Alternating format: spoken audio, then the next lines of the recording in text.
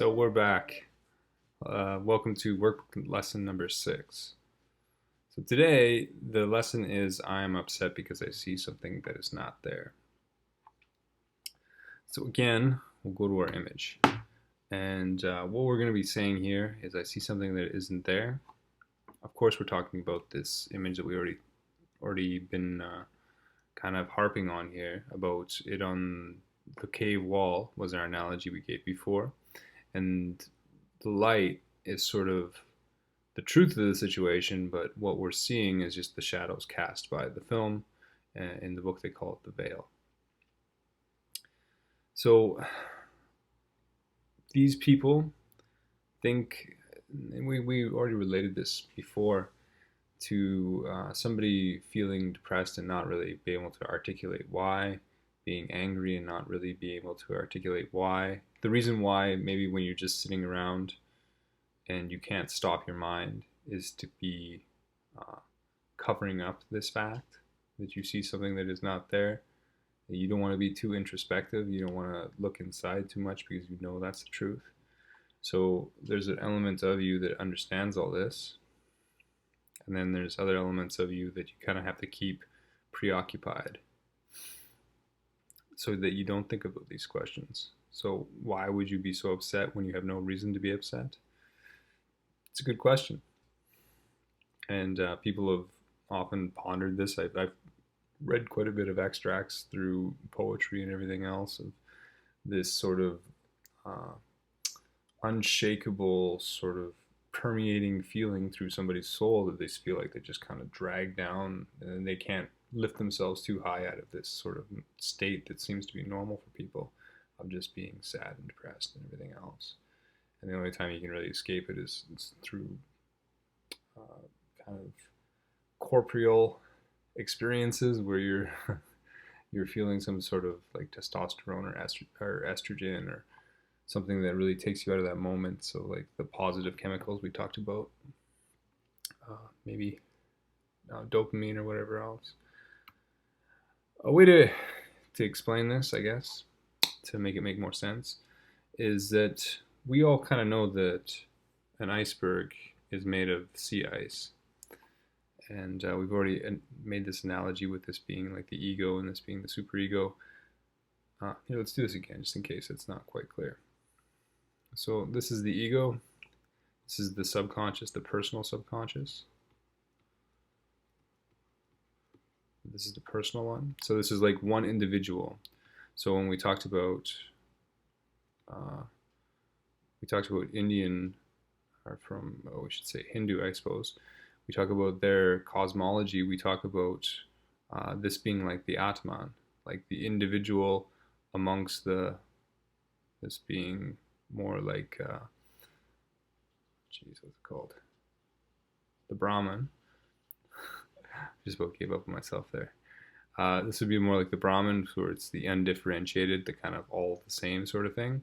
And this would be more like the superconscious. So like some things that we can't really explain why we know. Maybe it's something non-local. Like you hear a lot about the programs that the U.S. government ran as far as being able to psychically find places in the world and everything else.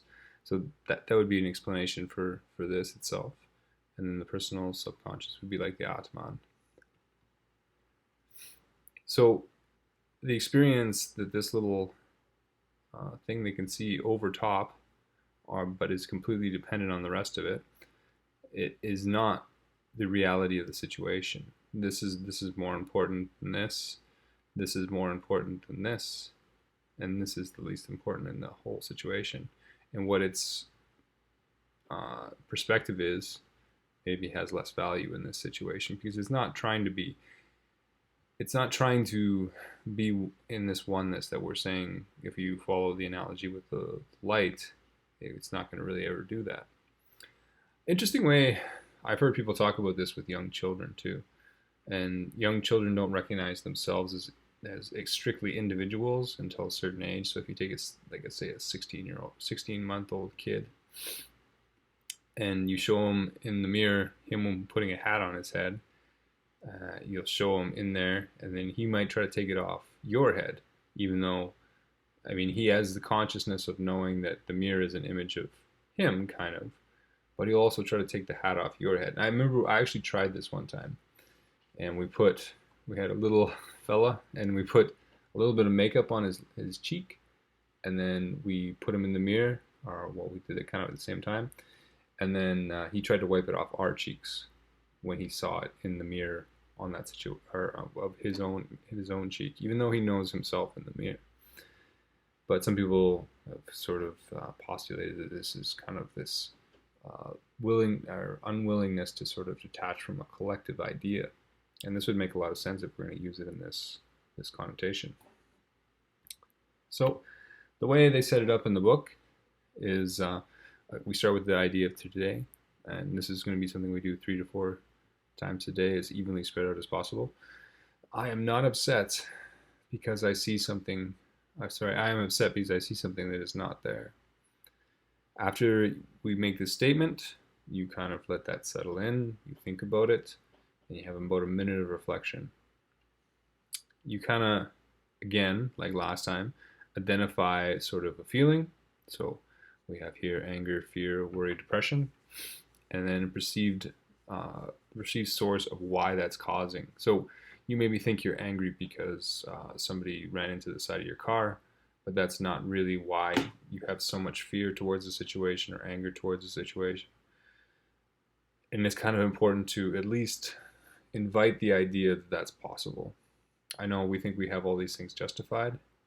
A good example of this is maybe how we always lie when we're upset about something, and we say, "Oh, something happens to us." Let's say that we'll go back to our earlier example of somebody hitting us with a car.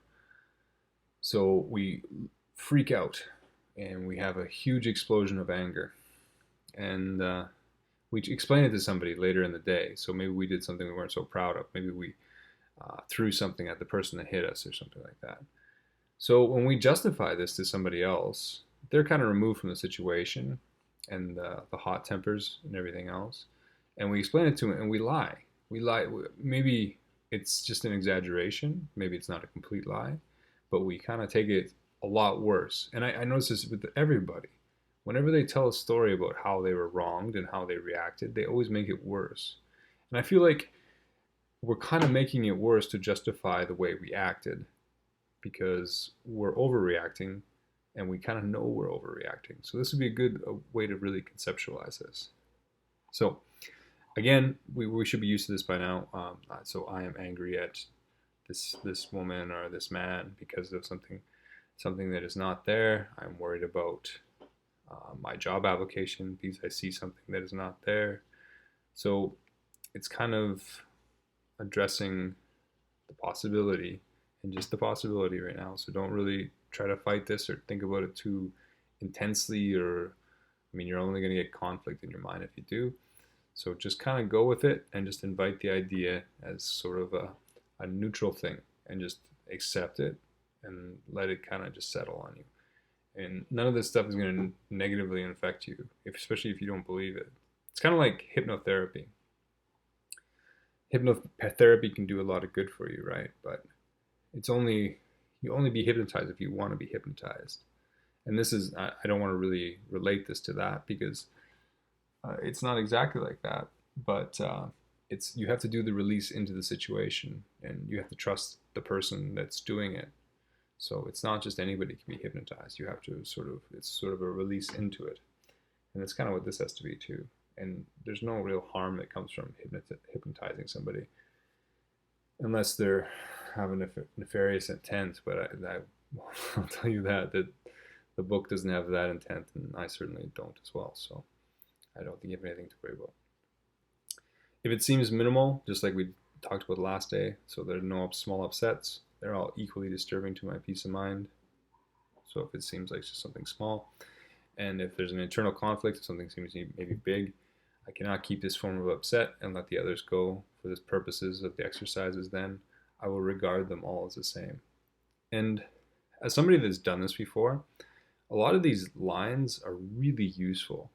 So you'll have something that comes up, and then you can repeat these lines as you go. And if you do the practice period really well today and you really think about it and really let it settle in, these will be there. There'll be tools when these situations come up that you can use.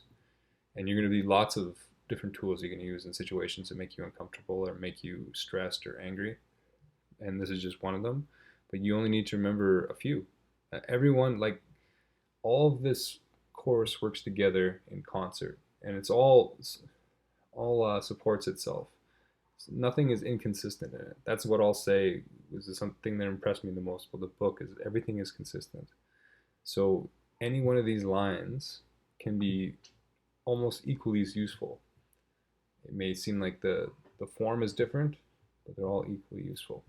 So anyway, 3 to 4 times today. Spread them as evenly as possible, like I say.